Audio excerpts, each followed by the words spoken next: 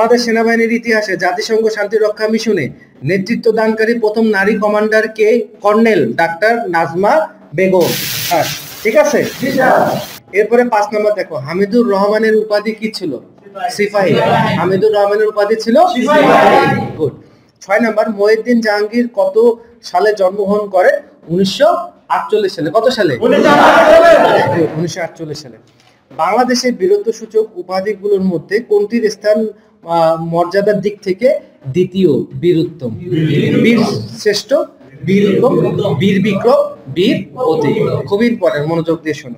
8 নম্বর, operation searchlight কোন সালে ঘটে? 1971 সালে।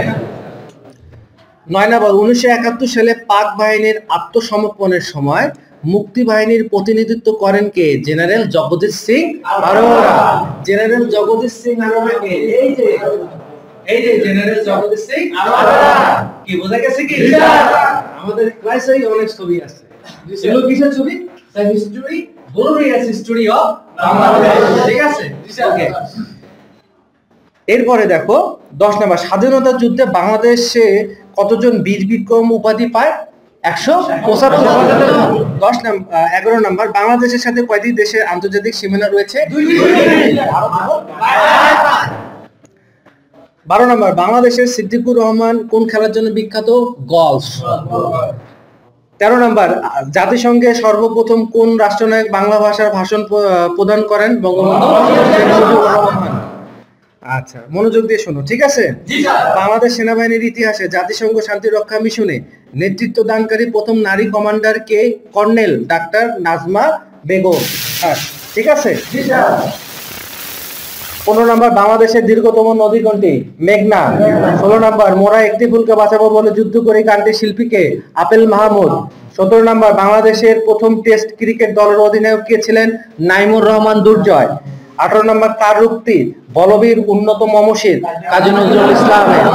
চির উন্নত মমশির, এটা বাংলাদেশ মিলিটারি একাডেমি, যেখানে অফিসার পদের ক্যাডেটরা ট্রেনিং করে, সেটার হচ্ছে স্লোগান। ঠিক আছে। 19 নম্বর, কান্তাজির মন্দির কোন জেলায় অবস্থিত? দিনাজপুরে।